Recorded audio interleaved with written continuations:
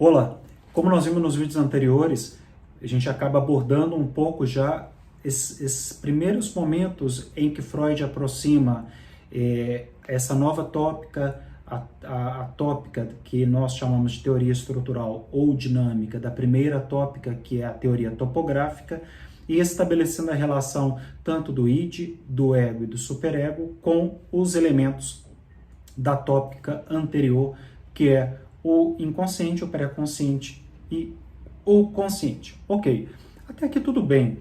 Agora, claro, quando a gente começa a aprofundar um pouco mais, e por isso requer muita atenção, muito estudo e cuidado por parte dos nossos alunos, daqueles que estão estudando, se formando, porque essa é uma das etapas mais importantes de formação dos psicanalistas, né?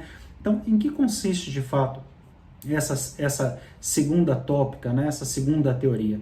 Claro, essa teoria estrutural ela foi criada, como eu comentei no vídeo anterior, com o objetivo de conseguir a correspondência que faltava à teoria topográfica. Ela tentou cobrir aquilo que faltava, as lacunas que faltavam aí na primeira teoria, na primeira tópica freudiana.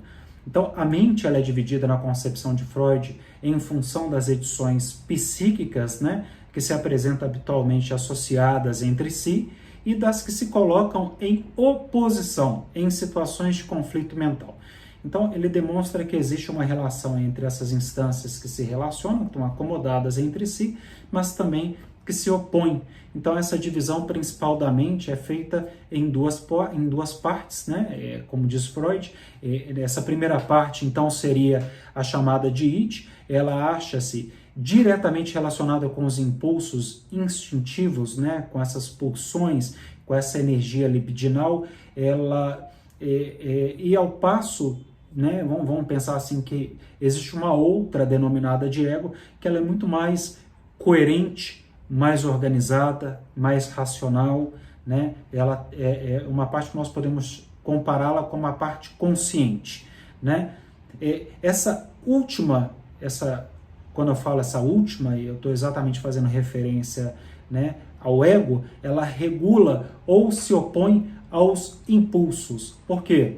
Nós temos diversos impulsos, desejos, manifestações do nosso inconsciente, as nossas fantasias, e ela acaba se opondo, exercendo, em algumas vezes, o ego ele exerce essa função que nós chamamos de uma função mediadora, né? Ela fala assim, olha, todos esses impulsos são muito interessantes, tenho muita vontade de realizá-los, mas não devo por questões éticas, por questões morais, por questões legais. Então, ela exerce essa função mediadora entre estes impulsos, essas pulsões, essas exigências, tanto do nosso mundo íntimo, como as exigências do mundo externo. Então, pensando um pouco além, né, essa segunda parte, essa segunda instância da segunda tópica de Freud que tem a ver com o ego ele é constituído, ela é constituída, né, essa instância, pela ação do mundo externo sobre as idiosincrasias da pessoa no seu desenvolvimento. Vamos tentar traduzir dessa forma. Então, desse modo, parece melhor, de alguma forma, colocar parte dessa teoria à vista chamada de superego, né? Como o mediador, permitindo que o ego, de alguma forma, seja desenvolvido de um modo socialmente possível. Então, olha aí, a gente já começa a ampliar essa noção, tanto do id, como essa instância em que estão essas energias primitivas, impulsionais, ou pulsões, ou instintos, né? O ego, essa instância mais imediatista, mais consciente, mais racional, e uma instância superior denominada superego. Então, o id ele é formado pelos representantes mentais, como nós sinalizamos, dos impulsos instintivos. Ele representa a grande fonte de energia mental para o aparelho psíquico, considerado aí como seu todo, né? De onde vem grande parte da nossa energia psíquica, da nossa energia mental.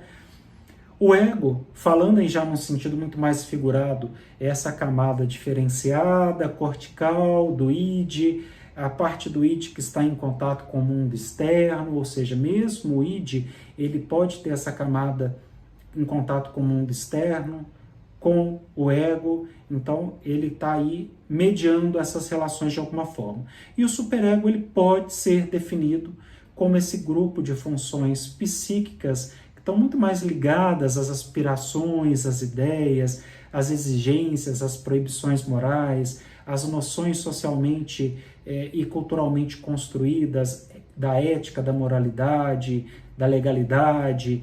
Então, nós podemos acrescentar que constituem um superego todo o processo que tem um pouco a ver com a nossa educação, né? Esses controles impostos pela própria sociedade, né? As regras, as normas sociais, e que são exercidos aí de modo sistemático e algumas vezes assistemático sobre o ego, sobre o consciente e também sobre o inconsciente, já que de alguma forma essas instâncias, como elas são instâncias dinâmicas, são instâncias que se relacionam de alguma forma, elas vão mediando essas energias, esses desejos, essas buscas de realizações do prazer, da satisfação a todo momento.